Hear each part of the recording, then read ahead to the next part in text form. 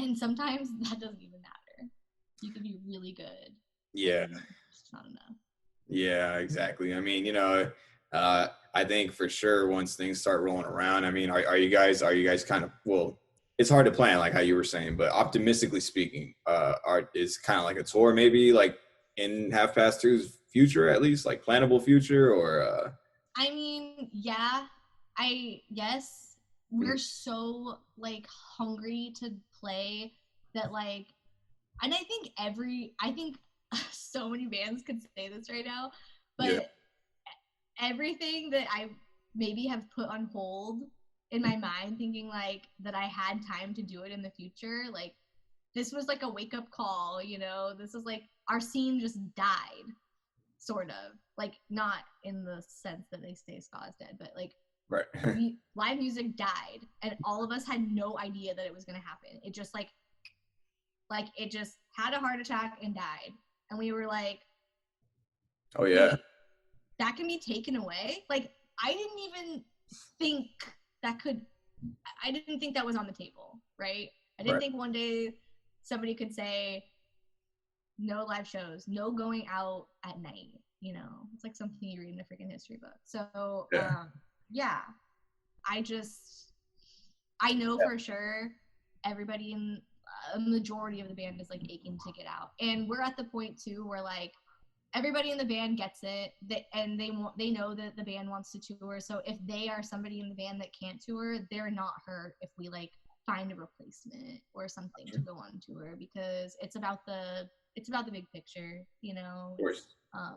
If we went further out than we normally do, we would get new fans, you know, Yeah.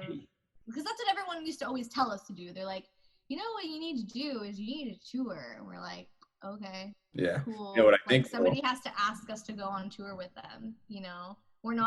We don't feel like popular enough to like draw anybody like Yeah. into a show.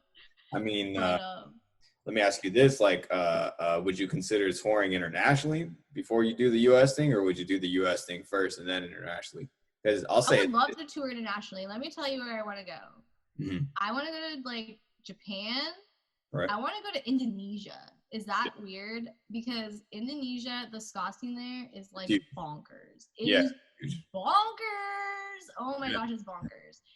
And we've been getting a lot of Indonesian fans, and so I've been like sort of like turning my attention to like that scene, Yeah. and it's just, I'm jealous. Like I'm Yeah. just jealous. Yeah. I was People gonna say. people just show up, like so many people just show up. I'm speechless. Like I watch it and I'm just like, wow, Yeah. like that looks so cool. Why can't people just be like, even just standing in the rain sometimes, like watching ska band? Like, what? I can't get anybody to come out to a show in the rain. Like, even if there's a place for you to be covered. Of But course. yeah. Yeah. So I would love to tour in those places. I'd love to go down south. Like we've never been down to like Mexico or anything like that, and Mexico ska scene is huge. it's huge. It's It's huge. huge. Like I'm not dumb. Like I know that stuff's out there. Like I said, we just don't leave. We don't go anywhere. Like San Diego's like the furthest, and we don't go even to San Diego that often. Like Right. maybe like once a year, maybe twice if we're lucky. But yeah, I think after this, after like the like COVID thing goes away, promoters are just going to like reach as far as they can. They're just gonna ask, Yeah. like, and maybe that's how we get some shows. I don't know. I'm just hoping. I don't know anything about booking shows. There's another member of the band that like does all that type of stuff, and I'm just hoping, you know. The guitar player, right? Yeah, Cameron. I hope stuff comes up. I hope he gets some emails or some calls or just some opportunities, because we're ready. I mean, we're still writing new music, and like I was saying earlier, my friend was making fun of us that like we haven't released anything in 2 weeks, but like I immediately texted him and sent him like what we have been doing for the last 2 weeks. I'm like, don't think we're not doing stuff and like making new music like all the time. Oh yeah, no, for sure. So Yeah. yeah, we hope we have enough stuff by the end of the year where like I know a lot of bands are doing this, but like that we have something to like tour on in the future, like the new stuff. Yeah. So, but that's all just hopes and dreams. So At this point, yeah. I mean, um, it's almost like every show and tour is kind of getting rescheduled to like, it looks like they're like next year. kind of like guesstimating like March, May of 2021, and you see everyone or everything getting like dated to then, almost even like October. You see a lot of things getting dated, particularly for October 2021 in September, and it's almost like everyone's just kind of like shooting out a window of where they think it's going to be cool. You know what I'm saying?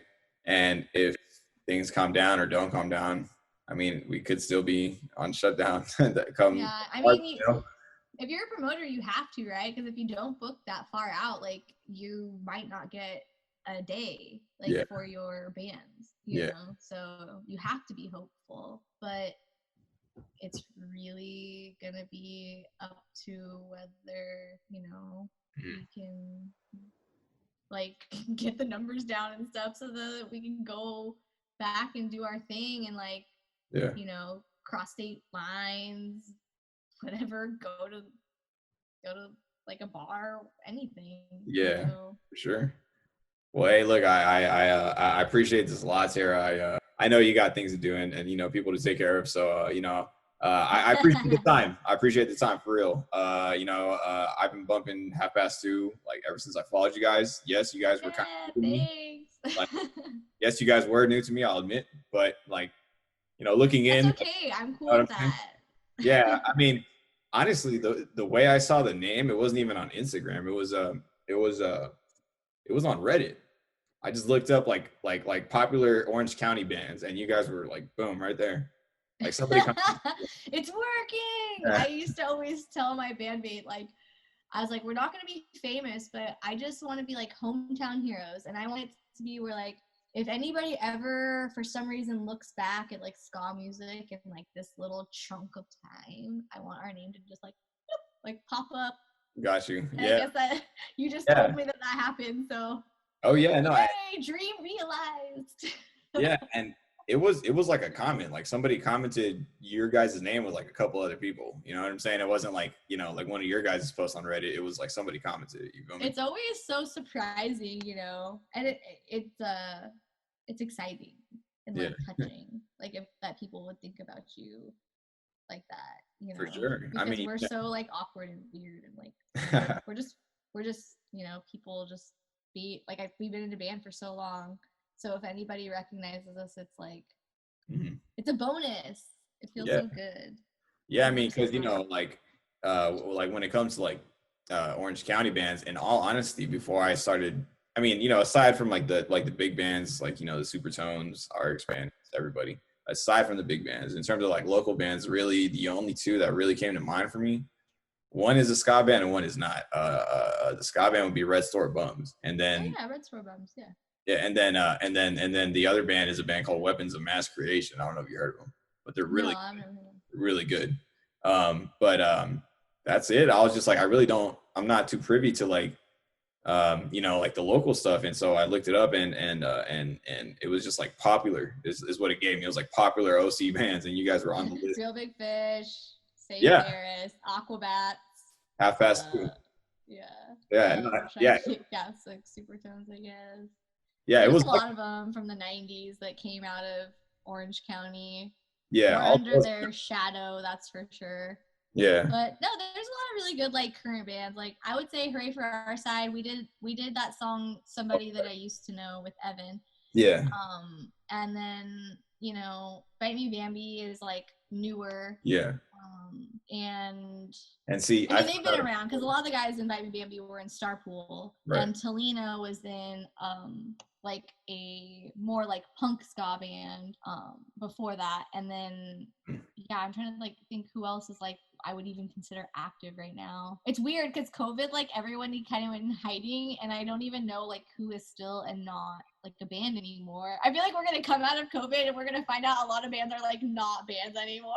Or Yeah, there'll be like new bands, you know, that like yeah, pop up because they've been spending all this time together. right, yeah. So yeah, no, I'm just trying to think if you ever want suggestions. I mean, around here, that's what I know best. But and you need to tell me some more LA bands because For sure. I only know the ones that like I link up with basically on Instagram. Madagascar wants to do something together, but they were like, we sing in Spanish too. Like I was like, I'm Filipino, bro. I don't speak Yeah.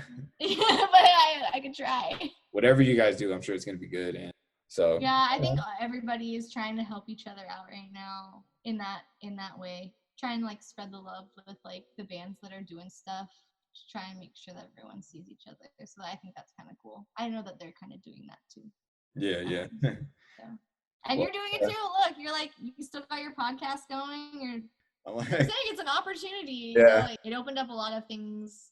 Just like you said, there were things that we were like, oh, we don't have time to do that. Like working with other bands, like collaborating with other bands. We were like, oh yeah, we'll do that. We don't really have time to do that. And then we had all the time in the world. So yeah, that's why we did like that Dance Hall Crashers cover with all those people. And mhm, that's why we've just been doing whatever we can, those yeah. festivals and, Of just course, whatever. I know it's not the same. People keep complaining that it's not the same, but it's like, it's all we what can can do. you do? Yeah, it's all we can do right now. I mean, honestly, the virus is bigger than what people want at the moment. I know that sounds a little pessimistic, but it's just kind of like for the greater good. We all just kind of have to chill. Oh no, I know. Yeah, my daughter's not able to like really be out there, so Hmm. we have to stay in longer than anybody. So it's really frustrating for us because no matter whenever the typical population gets to go back, whenever that is, Yeah, we still gotta wait.